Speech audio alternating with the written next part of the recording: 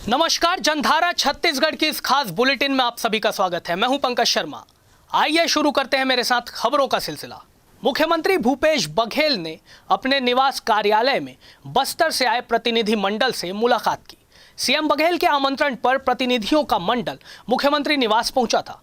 चर्चा के दौरान प्रतिनिधि मंडल में शामिल लोगों ने कहा कि राज्य सरकार ने इंग्लिश मीडियम स्कूल प्रारंभ कर गरीब और आदिवासी परिवारों के बच्चों की शिक्षा के लिए एक अच्छी पहल की है। इस अवसर पर विधानसभा उपाध्यक्ष मनोज मंडावी और उद्योग मंत्री कवासी लखमा, संसदीय सचिव शिवपाल सोरी, रेखचंद जैन, विधायक चंदन कश्यप सहित अनेक जनप्रतिनिधि उपस्थित थे।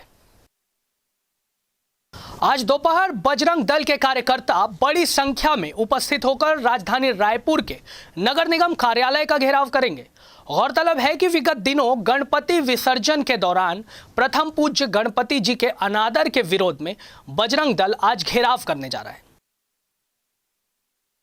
और राष्ट्रीय पिछड़ा वर्ग आयोग के अध्यक्ष डॉक्टर भगवान लाल साहनी और सदस्य कौशलेन सिंह पटेल विभिन्न कार्यक्रमों में शामिल होने के लिए आज से 3 दिवसीय दौरे पर छत्तीसगढ़ आ रहे हैं। तय कार्यक्रम के अनुसार वे आज नई दिल्ली से शाम रायपुर पहुंचेंगे और राज्य अतिथि गृह पहुना में ठहरेंगे। इसके बाद वे 24 सितंबर तक छत्तीसगढ़ में रहते हुए प्रशासन के वरिष्ठ अधिकारियों के साथ मुलाकात कर विभिन्न विषयों पर चर्चा भी करेंगे। और छत्तीसगढ़ में पिछले 40 दिनों में पंडो जनजाति के 20 लोगों की मौत हो चुकी है। अब इसे लेकर छत्तीसगढ़ बीजेपी राज्यपाल से मिलकर राष्ट्रपति के नाम पत्र लिखने जा रही है। भाजपा ने छत्तीसगढ़ सरकार पर आरोप लगाते हुए कहा है कि पंडो जनजाति के लोगों की कुपोषण से मौत हो रही है। इस आरोप पर मुख्यमंत्री भूपेश बघेल ने भी पलटवार किया है। उन्होंने कहा कि रमन सरकार और बीजेपी के लोग ये बताएं कि 15 सालों तक जब उनकी सरकार रही तब उन्होंने पंडो जनजाति के लिए क्या किया। वैसे यह सच है कि छत्तीसगढ़ में नक्सली से बड़ी समस्या कुपोषण है। 5 साल से कम उम्र के 41% बच्चे कुपोषित हैं और अधिकांश महिलाएं एनीमिक है। इसलिए सरकार उनके बेहतर स्वास्थ्य के लिए सुपोषण अभियान चला रही है। रामपुर में संरक्षित जनजाति, जिसे राष्ट्रपति का दत्तक पुत्र कहा जाता है, अभी महीना और 2 महीने के अंदर में जिस प्रकार से पंडो लोगों की मृत्यु हुई है, वास्तविक में पूरे देश के लिए चिंता का विषय है, प्रदेश के लिए चिंता का विषय है। उनकी संख्या वैसे ही कम है और विशेष देखरेख की आवश्यकता उनको है, लेकिन कुपोषण के शिकार हो रहे हैं, खाने पीने में असुविधा हो रही है, उचित इलाज की व्यवस्था सरकार की तरफ से नहीं है और सरकार उस मामले को लेकर के जितनी गंभीरता होनी चाहिए सरकार में गंभीरता भी नहीं है। एक प्रकार से उन सारे मामलों को लेकर के सरकार उदासीन है, जिसके चलते लगातार मृत्यु हो रही है और जो बच्चे हो रहे हैं वो कुपोषण के शिकार स्पष्ट दिखाई दे रहे हैं। इनको बचाया जाना बहुत आवश्यक है, जरूरी है और समय रहते ध्यान नहीं दिया गया तो आने वाले समय में वैसे उनकी संख्या कम है, स्थिति संकट में पड़ जाएगी, गहरे संकट की स्थिति निर्मित होगी। इसलिए इस बात को लेकर के लगातार मामला उजागर होने के बाद भी सरकार की तरफ से कोई ध्यान नहीं दिया जा रहा है। इस मामले को लेकर के महामहिम राज्यपाल को अवगत कराया जाएगा और यदि आवश्यकता पड़ी तो महामहिम राष्ट्रपति तक इस बात को ले जाने की आवश्यकता है। बिल्कुल करना चाहिए। पंडो जनजाति के बारे में काम करने की बहुत आवश्यकता है, लेकिन रमन सिंह जी और भारतीय जनता पार्टी के लोग बताए कि 15 साल तक के उन पंडो जनजाति के लिए किया क्या आपने, वो तो बताएं। इधर छत्तीसगढ़ राज्य महिला आयोग द्वारा लगातार महिलाओं के संवैधानिक एवं विधिक अधिकारों के संरक्षण के लिए प्रयास किया जा रहा है। इसी कड़ी में जन सुनवाई का आयोजन राज्य महिला आयोग द्वारा किया गया। इस जन सुनवाई की जानकारी देते हुए महिला आयोग की अध्यक्ष किरणमयी नायक ने बताया कि इस सुनवाई में लगभग 25 मामलों पर निर्णय लिया गया है। लगभग 25 मामले की सुनवाई आज होनी है और फर्स्ट हाफ में भी 7-8 मामलों की सुनवाई हो चुकी है। अभी दूसरे लंच के बाद हम और सुनवाई कर रहे हैं। अभी लगभग 4 से 5 केस नस्तीबद्ध हो चुके हैं और 2 इम्पॉर्टेंट मामले जो आप लोगों को बताना वो ज़रूरी समझती हूँ, उसमें से एक था कि एक प्रेग्नेंट शिक्षिका ने अपने प्राचार्य के खिलाफ शिकायत किया था और उन दोनों के बीच समझौते के आधार पर उसको गर्भावस्था में जो परेशानी हो रही है तो उसके ड्यूटी आवर्स को एडजस्ट करते हुए उसे सहयोग करने के लिए प्राचार्य को समझाइश दी गई और शिक्षिका को भी समझाइश दिया गया और दोनों ने इसको स्वीकार किया, तो प्रकरण नस्तीबद्ध हुआ है। अभी एक मामला आया था जिसमें पंचायत सचिव है अनावेदक और पत्नी को निकाल रखा है और कहता है कि मेरा सामाजिक तलाक हो गया, मैंने एक मुश्त भरण पोषण दे दिया। पूछा कितना दिया तो कहता है 21,000 रुपये। 15,000 की उसकी मंथली सैलरी है और 21,000 में बीवी से सामाजिक छोड़ छुट्टी हो गया, उसको तलाक कहता है। तो इस पर गंभीर कार्रवाई करने की आवश्यकता है, पर चूंकि दोनों के मामले न्यायालय में लंबित हैं इसलिए हम उसमें कोई एक्शन नहीं ले सकते, पर हमने एक सिफारिश किया है कि वह आवेदिका पंचायत विभाग में इसकी शिकायत करे और महिला आयोग की जो टिप्पणी है उसको ले करके जाए और वहाँ से अपने न्याय पाने की शुरुआत करें। इधर गोधन न्याय योजना के तहत पशुपालकों, गौठान समितियों और स्व सहायता समूह को 5 करोड़ 24 लाख रुपए की राशि जारी की गई। मुख्यमंत्री भूपेश बघेल ने अपने निवास कार्यालय में आयोजित कार्यक्रम में शामिल होकर राशि का वितरण किया। इस मौके पर मुख्यमंत्री भूपेश बघेल ने कहा कि छत्तीसगढ़ की गोधन न्याय योजना सफलता के नए आयाम स्थापित करती हुई आगे बढ़ रही है। छत्तीसगढ़ राज्य पूरे देश में गौ सेवा, गौ संरक्षण और गौ संवर्धन के क्षेत्र में उदाहरण बन गया है। इस अवसर पर उद्योग मंत्री कवासी लखमा, मुख्यमंत्री के सलाहकार प्रदीप शर्मा, छत्तीसगढ़ राज्य खनिज विकास निगम के अध्यक्ष गिरीश देवांगन सहित अन्य लोग भी उपस्थित थे। छत्तीसगढ़ सरकार अब गोबर से बिजली भी बनाने जा रही है। इसे लेकर सीएम भूपेश बघेल का बयान भी सामने आया है। उन्होंने कहा कि हमारे प्रदेश में गोधन न्याय योजना के तहत गोबर खरीदी की जा रही है। अब सरकार ने भी फैसला लिया है कि जो गोबर खरीदी की जा रही है उससे बिजली का उत्पादन किया जाएगा। और अभी रुक रहे हैं एक छोटे से ब्रेक के लिए, आप कहीं ना जाइए।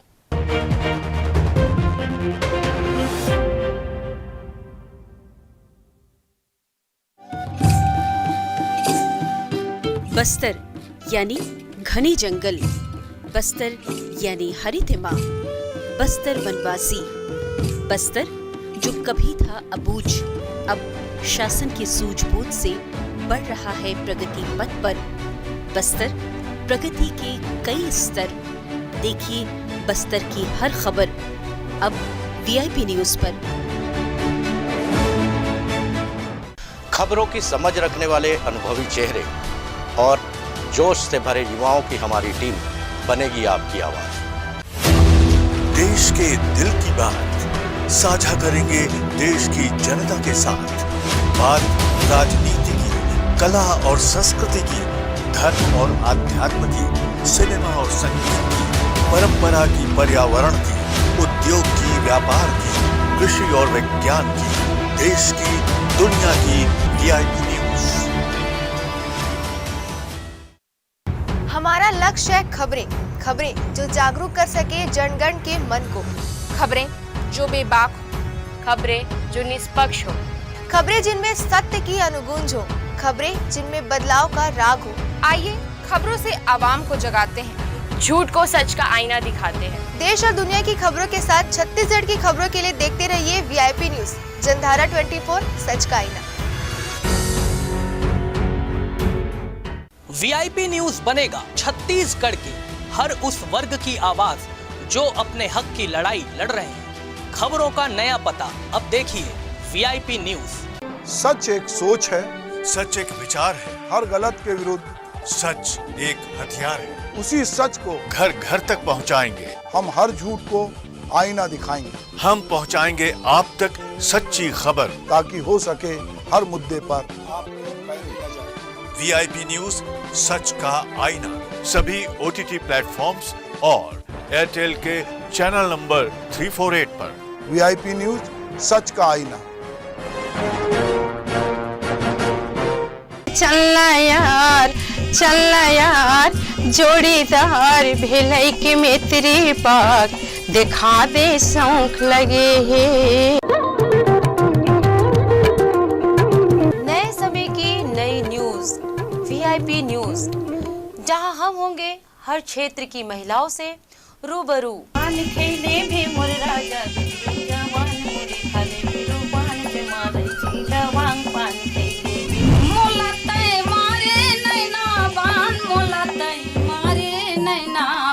वीआईपी न्यूज एक सशक्त मंच महिलाओं का। ब्रेक के बाद एक बार फिर आप सभी का स्वागत है। बढ़ते हैं अगली खबर की ओर। आईडीबीआई बैंक की सिविल लाइन स्थित शाखा से लाखों रुपए की ठगी करने वाले उत्तर प्रदेश बरेली गिरोह के एक अंतर्राज्यीय सदस्य को पुलिस ने गिरफ्तार किया है। गिरफ्तार आरोपी का नाम मोहम्मद शानू है। आरोपी ने आईडीबीआई बैंक में फोन कर स्वयं को वैद स्टील कंपनी का खाता धारक बताते हुए मेडिकल इमरजेंसी के नाम पर 23,31,000 रुपए की ठगी की घटना को अंजाम दिया। आरोपी द्वारा ठगी की रकम को 2 दर्जन से अधिक खातों में ट्रांसफर किया गया है। पुलिस के मुताबिक आरोपी शानू फर्जी खाता खुलवाने का काम करता है। घटना में संलिप्त अन्य आरोपियों की गिरफ्तारी के लिए प्रयास पुलिस द्वारा किए जा रहे हैं। सिविल लाइन थाना क्षेत्र का मामला है। इसमें आईडीबीआई बैंक के मैनेजर ने कंप्लेन कराया था कि उसके पास उसके किसी कस्टमर के नाम से एक कॉल आया था और कुछ मेडिकल इमरजेंसी बताकर किसी अकाउंट में 23 लाख 23.5 लाख रुपए ट्रांसफ़र करा लिए थे। बाद में उसे पता चला कि उसके साथ में ठगी हुई है और वो कस्टमर नहीं बल्कि कोई फेक आदमी ने उसके साथ कॉल किया था। उसने अपराध पंजीबद्ध कराया तो इसमें अपराध पंजीबद्ध किया गया था और मामले को चूँकि बड़े अमाउंट का ठगी हुई थी, पतासाजी में लिया गया। साइबर की टीम और थाने की टीम भी लगाई गई थी। इसमें पतासाजी में एक आरोपी मोहम्मद शानू को बरेली से गिरफ्तार किया गया है और लगभग 3 लाख रुपए उसके खाते में हैं और इसमें अभी एक अन्य आरोपी का भी जानकारी मिली है, उसके समय पता तलाश किया जा रहा है। और राजधानी की छवि बढ़ते अपराध के चलते दिनों दिन खराब होती जा रही है। क्राइम को कंट्रोल करने में पुलिस एक तरह से नाकामयाब दिखाई दे रही है। अपराधियों पर अंकुश लगाने पुलिस कप्तान से लेकर थानेदार तक हटाए जा रहे हैं, मगर अपराधियों के बीच पुलिस का खौफ लगभग खत्म हो चुका है। देखिए रायपुर में बढ़ते अपराधों पर हमारी ये खास रिपोर्ट। रायपुर जो छत्तीसगढ़ की राजधानी है, यहाँ मुख्यमंत्री और राज्यपाल के अलावा तमाम वीआईपी लोगों के आवास हैं। जाहिर सी बात है, ऐसे लोगों के लिए पुलिस की व्यवस्था भी तगड़ी होनी चाहिए। बावजूद इसके सुरक्षा की ये व्यवस्था आम और खास दोनों के लिए लचर साबित हो रही है। राजधानी में बढ़ते अपराध चिंता का विषय हैं। लूट, छेड़खानी और चोरी के साथ साथ रायपुर जिले में चाकूबाजी की घटनाएं लगातार बढ़ रही हैं। आइए अब नजर डालते हैं हाल ही में हुए अपराधों पर। विधानसभा अध्यक्ष के बंगले के सामने एक युवती के साथ 2 मनचलों ने खुलेआम छेड़छाड़ की। शंकरनगर के पौष एरिया में विधानसभा के उपाध्यक्ष के बेटे से मारपीट की गई। डूमर तराई में सेंधमारी की घटना हुई जिसमें 2 लाख का सामान चोरी हुआ। खमतराई इलाके में लूडो खेलने के दौरान कट्टा अड़ाकर चाकू से एक युवक पर हमला किया गया। एसपी की रात्रि गश्त से भी अपराध कम नहीं हो रहे। चाकूबाजी वाली घटनाओं को देखते हुए अभी पिछले 10-12 दिनों में 25 से भी ज़्यादा लोगों को हम लोगों ने आमसाट में बंद किया है। उसके अलावा जो देर रात को कई बार ऐसे लोग घूमते रहते हैं तो उनको लेकर के भी हम लोग लगातार चेकिंग कर रहे हैं। रात को 12 से 3 टाइप की चेकिंग भी अभी फ्राइडे, सैटरडे, संडे तीनों दिन रही, पिछले हफ्ते भी करी थी, ताकि रात को ऐसे कुछ एंटी सोशल एलिमेंट्स इस तरीके से ना घूमें और अपराध वैसा ना हो। उसके साथ ड्रंक एंड ड्राइविंग टाइप के कई लोग इस तरीके के भी मिलते हैं जो नशा करके ड्राइव भी करते रहते हैं और उस रेंज में कुछ ना कुछ घटना करते हैं। तो ऐसे कई सारे लोगों के ऊपर ड्रंक एंड ड्राइविंग वाले केस भी दर्ज किए हैं, उनकी गाड़ी सीज हुई है, उनको हैवी फाइन्स भी कोर्ट के माध्यम से हुआ है। तो उस दिशा में भी काम कर रहे हैं और बाकी जो कुछ घटनाएं हुई हैं उन सभी में बहुत तेज़ी से पुलिस ने लूट करने वालों को या चाकूबाजी करने वालों को अरेस्ट किया है। अभी कोशिश रहेगी प्रिवेंटिव पुलिसिंग अपन करें, जो गुंडे बदमाश हैं उनकी नई लिस्ट रेडी करें। कई सारे जो पुराने लोग हैं जो इनएक्टिव हैं, जो हमारे थानों की निगरानी सूची में, उनके नाम हटाए जाएं। कुछ लोग जो पिछले 2-3 सालों में जो अपराध लोगों ने किया है उनके लिस्टिंग कर रहे हैं, ताकि उनके ऊपर उनको बीच में बुलाना, समझाना और उनको पुलिस की नज़र उनके ऊपर लगातार बनी हुई है। तो ऐसा करने से हो सकता है कुछ अपराध में कमी आए, तो एक वो कोशिश भी रहेगी। इन बढ़ते अपराधों की वजह भी अलग है। मनोवैज्ञानिक डॉक्टर इला गुप्ता का कहना है कि इन अपराधों के पीछे बेरोजगारी एक बड़ी समस्या है। साथ ही आजकल की युवा पीढ़ी हताशा की जिंदगी जी रही है और परिजनों ने भी अपने बच्चों को बहुत ज्यादा छूट दे दी है।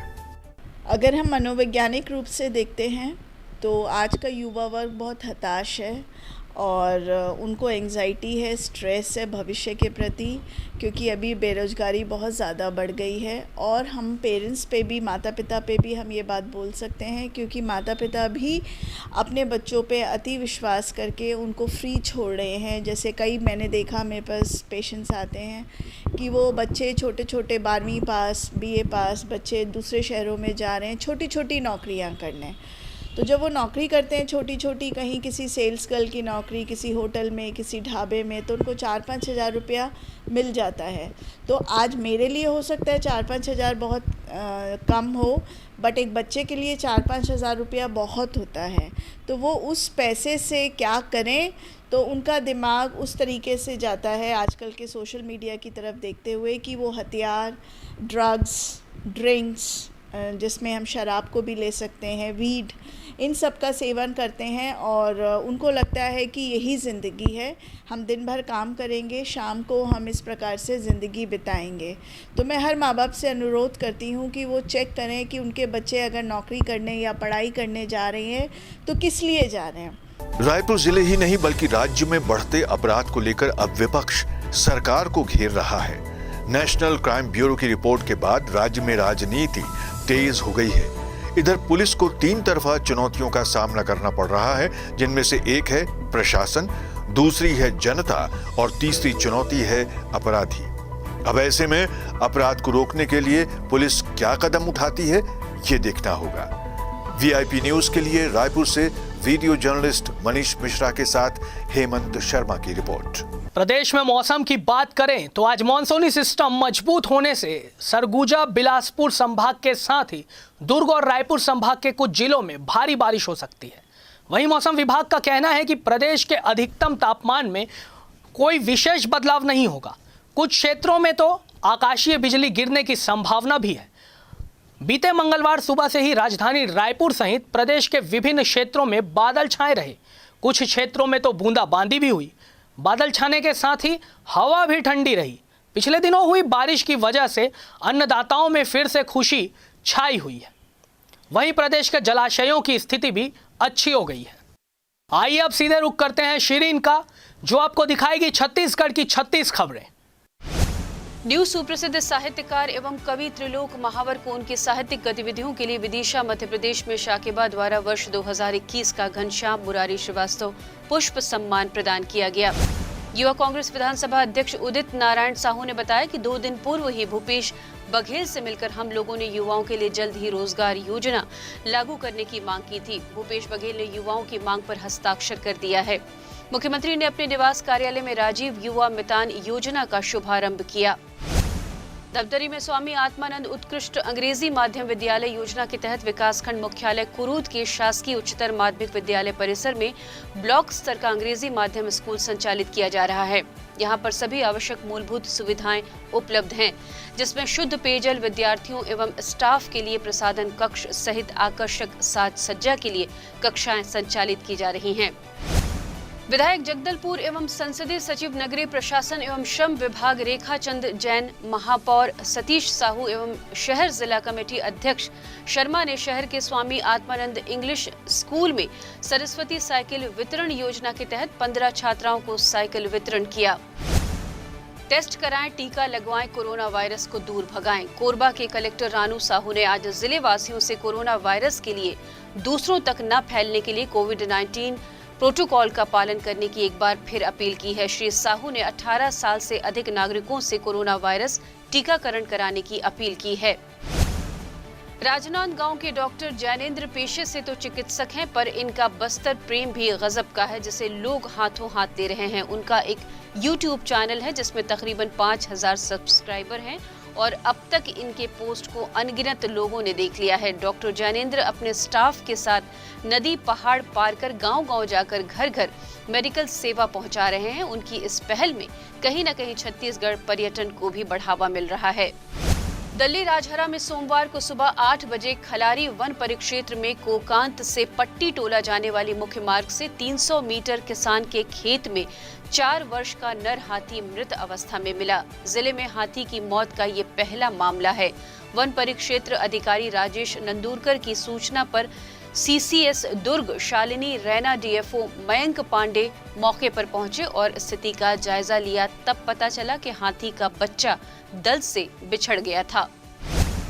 केंद्रीय रक्षा मंत्री राजनाथ सिंह ने रायपुर के युवा एंटरप्रेन्योर अमित आहूजा की किताब द सीक्रेट ऑफ अर्निंग का विमोचन किया। राजनाथ सिंह ने कहा कि पुस्तक वर्तमान समय को देखते हुए बेहद महत्वपूर्ण विषय पर लिखी गई है, जिसे जरूर पढ़ना चाहिए।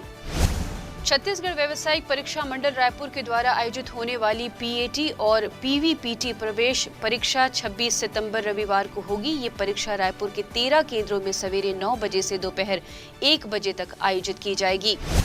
त्योहारों और विशेष अवसरों पर परिजनों को उपहार देने के लिए वनोपज और उससे बनी मिठाइयों के विकल्प के रूप में सामने आ रही है। कांकेर जिले की महिला स्व सहायता समूह ने संजीवनी विक्रय केंद्र के माध्यम से महुआ लड्डू के गिफ्ट पैक की बिक्री कर 6 लाख आमदनी अब तक अर्जित कर चुकी हैं। विनोद कुमार शुक्ल, जिनकी कर्म भूमि राजनांदगांव है और निवास रायपुर, आपको साहित्य अकादमी फेलोशिप के लिए चुना गया है, जो वाकई गर्व की बात है। इस मौके पर सीएम भूपेश बघेल ने बधाई देते हुए कहा कि छत्तीसगढ़ को उन पर गर्व है। इससे पहले हिंदी में सुमित्रा नंदन पंत, जैनेन्द्र कुमार, महादेवी वर्मा, निर्मल वर्मा और डॉक्टर नामवर सिंह को इस फेलोशिप सम्मान से नवाजा जा चुका है। डेंगू से बचाव, सावधानी और उपचार के संबंध में वरिष्ठ चिकित्सक डॉक्टर राकेश गुप्ता ने चिकित्सकीय सलाह देते हुए कहा कि छत्तीसगढ़ के कुछ शहरों में डेंगू का प्रकोप इन दिनों बढ़ रहा है।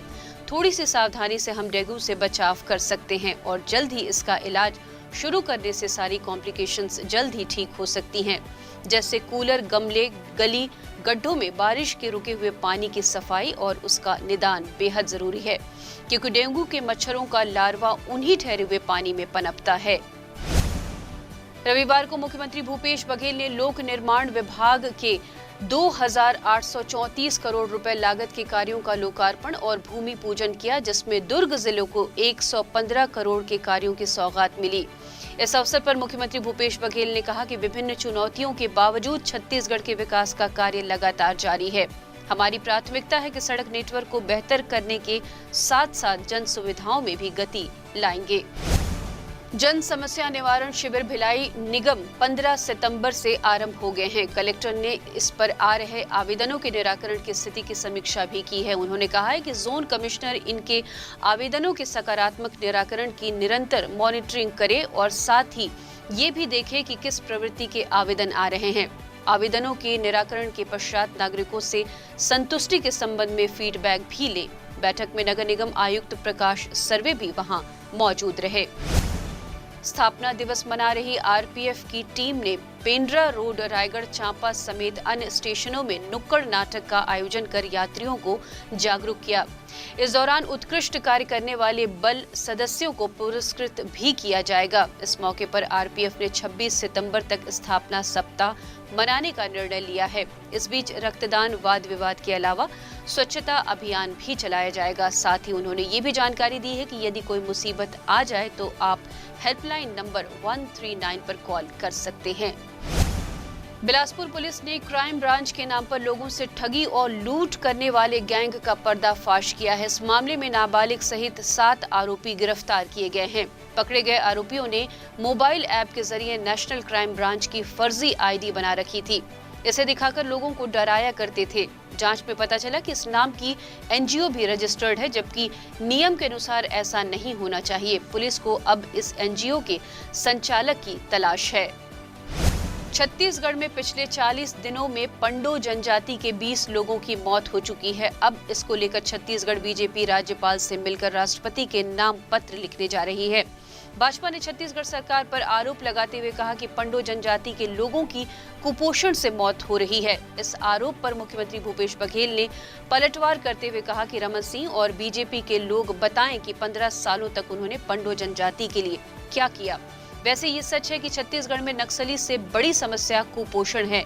5 साल से कम उम्र के 41% बच्चे कुपोषित हैं और अधिकांश महिलाएं एनीमिक हैं। इसलिए सरकार उनके बेहतर स्वास्थ्य के लिए सुपोषण अभियान चला रही है। छत्तीसगढ़ राज्य महिला आयोग द्वारा लगातार महिलाओं के संवैधानिक एवं विधिक अधिकारों के संरक्षण के लिए प्रयास किया जा रहा है। इसी कड़ी में आज जन सुनवाई का आयोजन राज्य महिला आयोग द्वारा किया गया। इस जन सुनवाई की जानकारी देते हुए महिला आयोग की अध्यक्षा किरणमयी नायक ने बताया कि इस सुनवाई में लगभग 25 मामलों पर निर्णय लिया गया। गोधन न्याय योजना के तहत पशुपालकों, गोठान समितियों तथा स्व सहायता समूहों को 5 करोड़ 24 लाख रुपए की राशि जारी की गई। मुख्यमंत्री भूपेश बघेल ने अपने निवास कार्यालय में आयोजित कार्यक्रम में शामिल होकर राशि का वितरण किया। इस मौके पर मुख्यमंत्री भूपेश बघेल ने कहा कि छत्तीसगढ़ की गोधन न्याय योजना सफलता के नए आयाम स्थापित करती हुई आगे बढ़ रही है। छत्तीसगढ़ राज्य पूरे देश में गौ सेवा, गौ संरक्षण और गौ संवर्धन के क्षेत्र में उदाहरण बन गया है। इस अवसर पर उद्योग मंत्री कवासी लखमा, मुख्यमंत्री के सलाहकार प्रदीप शर्मा, छत्तीसगढ़ राज्य खनिज विकास निगम के अध्यक्ष गिरीश देवांगन सहित अन्य लोग वहां मौजूद थे। चुरा विकासखंड के 500 मितानिनों ने कोरोना काल में किए गए कार्य के बदले शासन प्रशासन द्वारा प्रोत्साहन राशि की मांग की है। सरकार ने इसका विरोध भी किया था, किंतु आज तक प्रोत्साहन राशि नहीं दी गई, जिसकी मांग के लिए गांधी मैदान के 1 दिवसीय धरना व रैली निकालकर कलेक्टर के नाम ज्ञापन सौंपा गया। राजधानी रायपुर में गणेश प्रतिमाओं को गलत ढंग से विसर्जित करने का मामला लगातार तूल पकड़ता जा रहा है। इस घटना के बाद जमकर विरोध भी देखा गया। रायपुर नगर निगम परिसर में भारत रक्षा मंच द्वारा इसका विरोध किया गया और मांग की गई है कि निगम की इस बड़ी लापरवाही पर छोटे कर्मचारियों पर ही कार्रवाई न हो, बल्कि जिम्मेदार निगम कमिश्नर पर भी कार्रवाई की जाए। छत्तीसगढ़ सरकार अब गोबर से बिजली बनाने जा रही है। इसको लेकर सीएम भूपेश बघेल का बयान भी सामने आया है।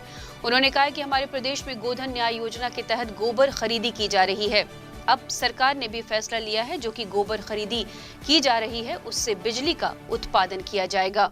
इस बुलेटिन में फिलहाल इतना ही। मुझे दीजिए इजाजत। देश दुनिया की बाकी खबरों के लिए आप जुड़े रहें VIP न्यूज के साथ। नमस्कार।